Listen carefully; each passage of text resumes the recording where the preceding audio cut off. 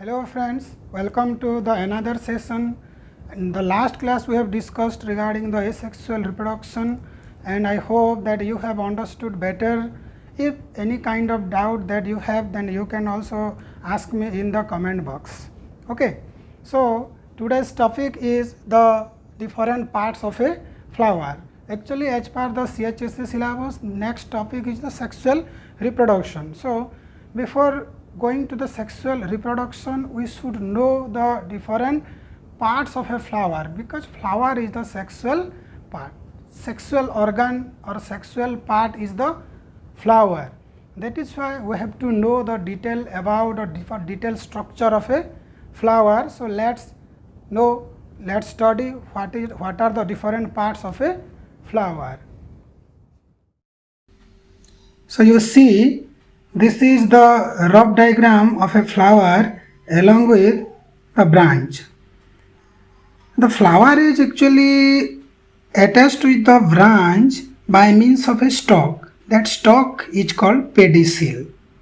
माने गोटे फ्लावर टा ब्रांच सांगे गोटे छोट स्टॉक बा कौन था डेम्फो जोड़ा कहूँ आम ता द्वारा जो एटाच होती आम पेडिसिल बोलिक कहूचे. जदि आम मंदार फूल कथा कहवा ताहले स्टेम आउ फूल भितर मझिरे गोटे गंठी भलिया जिनसटे रोचे. से स्टेम रु गंठी भलिया जो जिनसटा से पोर्शन को आम कहूँ पेडंकल, एवं से गंठी जिनस गंठी ठारू फ्लावर पर्यंत जो अंशटा अच्छी ताकू आम कहूचे pedicel.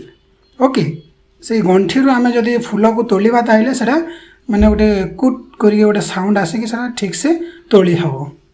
Okay, next, this is the longitudinal section of a flower. So here you can see the different parts of a flower very clearly. You see thalamus, apicalyx, calyx, androecium, gynoecium, corolla. These are the different parts of a flower. Okay, so these all parts can be broadly categorized into two, that is accessory parts and sexual parts. Accessory parts means what? Accessory parts are those parts who are actually indirectly take part in the reproduction, and sexual parts they directly take part in the reproduction. So accessory parts are the calyx and corolla. Sexual parts are the androecium and gynoecium. Androecium is the male part, whereas gynoecium is the female part. Okay, flower has four holes: calyx, corolla, androecium and gynoecium. These are called four holes. So calyx, the individual structure of calyx are called sepals. Individual structure of corolla are petal. Individual structure of androecium are called stamen, and the individual structure of gynoecium are called carpel or pistil. Okay, so next come to the detailed structure of the male part, that is stamen. The stamen consists of two parts, anther and filamen. Similarly, you see the structure of the female part, that is gynoecium. It has three parts again: stigma, style and ovary. Inside the ovary, various ovules are found. Okay, so next come to this slide regarding different terms of a flowers. Complete flower. What is a complete flower? As you know, there are four holes of a flower, but all the four holes may not be present in a single flower. There are some flowers which have all the four holes. That kind of flower is called complete flower. If any one hole is absent, then that flower will be called incomplete flower. Similarly, flowers having one sex organ. Okay, two sex organs are there, means androecium and gynoecium. If any one sex organ is present, then that kind of flower is called unisexual flower.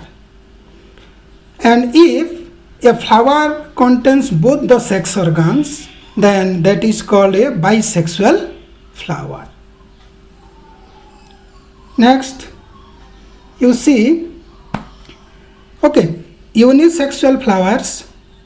Unisexual flower may be staminate or pistillate. Staminate are the flowers having only androecium, and the pistillate flowers are the flowers having only gynoecium. Okay, or male flowers and female flowers you can see respectively.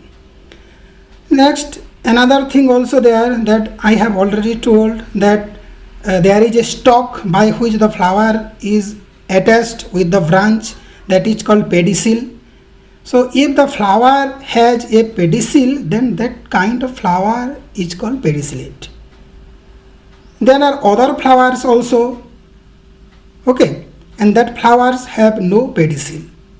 That kind of flowers are called sessile flowers. Okay.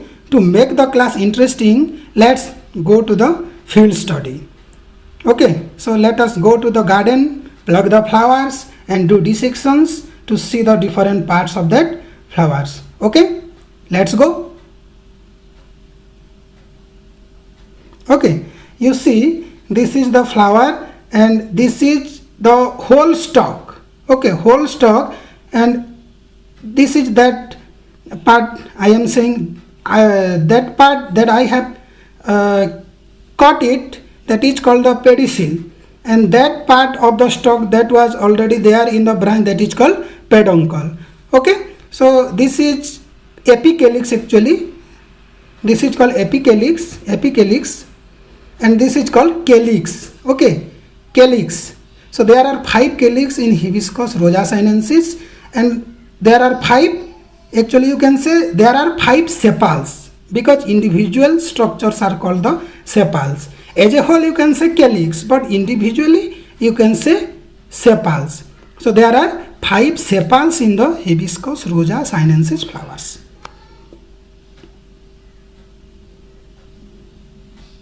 Okay, see, this is the corolla, and these are the petals. These are the petals. There are 5 petals in China rose flower. Okay, Hibiscus rosa sinensis is called China rose. Okay, next I am going to separate the gynoecium from androecium. Okay.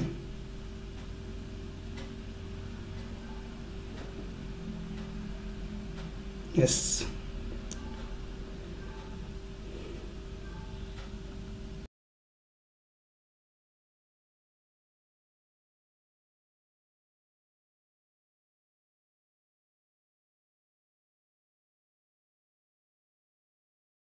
This is the androecium, this is the androecium, and this one is the gynoecium. That gynoecium consists of stigma, style, this is the stigma, style and ovary. Okay, this is the stamen and small hair like structures that you could see, that is the anther. Okay, anther, and the tube like structure is a filament actually. Here in Hibiscus rosa sinensis, the filaments are joined to form a tube. Okay, and the anthers are kidney shaped, bean shaped or kidney shaped in Hibiscus rosa sinensis. Okay, you can also see by yourself from a particular flower. Okay,